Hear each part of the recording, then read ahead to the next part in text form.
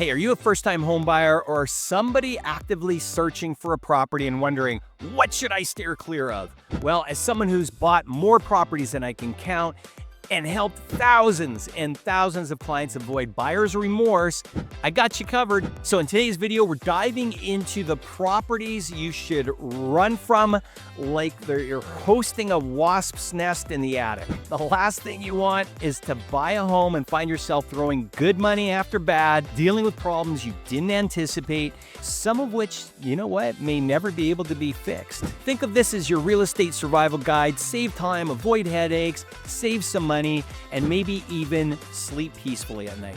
So first one, flipped properties. Flipped homes, they sound sexy, right? Wrong. They don't even really sound sexy, but these homes were often distressed, given a cosmetic Botox job, and sent back into the market with a price tag that screams cash grab. The problem, many flips are like fast food burgers. They look good in pictures, but up close, not so much. You know, if you start noticing gaps in the cabinetry, and that's not even the big one, like uneven baseboards, drywall, it looks like a preschool art project. Imagine the horrors that lurk in places you can't see, like plumbing, your electrical work, or worse, in the foundation or behind some walls. So always check if permits were pulled. Ask the contractor for details. If the seller stammers or says something like, my cousin did it, I've heard this, and he's basically a contractor, consider it a red flag, walk away. Second, location, and location. Homes near major streets, freeways, railroads might as well come with a set of earplugs and a sign that says, good luck selling me later. And don't even get me started on houses with feng shui no-nos, numbers with a 4 in the civic address, staircases facing the front door, or a home that sits at the end of a straight street. Not going to happen in some cultures. So for some buyers, these are deal breakers faster than you can say bad vibes.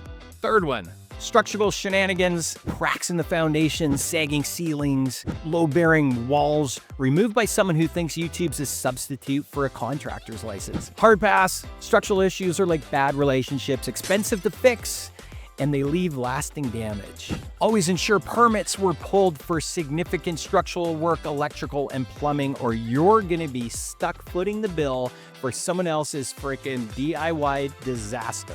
Number 4, I think we're on 4, outdated plumbing and wiring.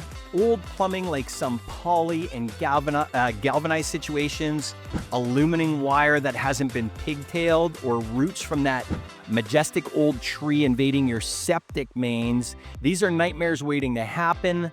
Don't even talk to me about roofs with curling shingles or furnaces that haven't been touched since the dawn of the internet. Let's just say they're like Gen Z appliances, needing constant attention, but way less durable than their predecessors, if you know what I mean. Gen Z, tomatoes. Fifth, water and mold woes. Water damage and mold are like creepy cousins of home ownership. They show up uninvited and they refuse to leave. A small leak under a sink is no big deal, so when you've got some minor stuff, but when you're dealing with extensive mold or active water damage, you're signing up for a renovation horror. Oh, and flat roofs. They're basically asking for trouble. Flat roofs just aren't gonna last as long as the A-frame roofs, but they look cool.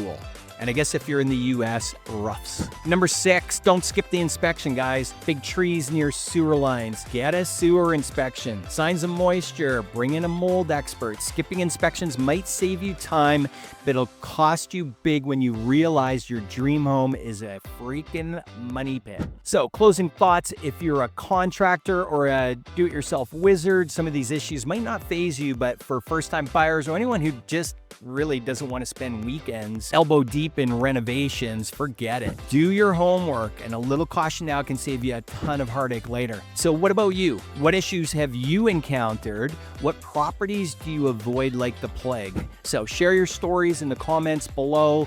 And remember, having a knowledgeable real estate agent is like having a superhero in your corner. If you already have one, fantastic. If not, check the referral link in the description to connect with me or one of my trusted partners. Let's make your home buying experience fantastic. And please don't forget to like and subscribe. Thanks for watching, and we'll see you in the next one. Why are you still watching?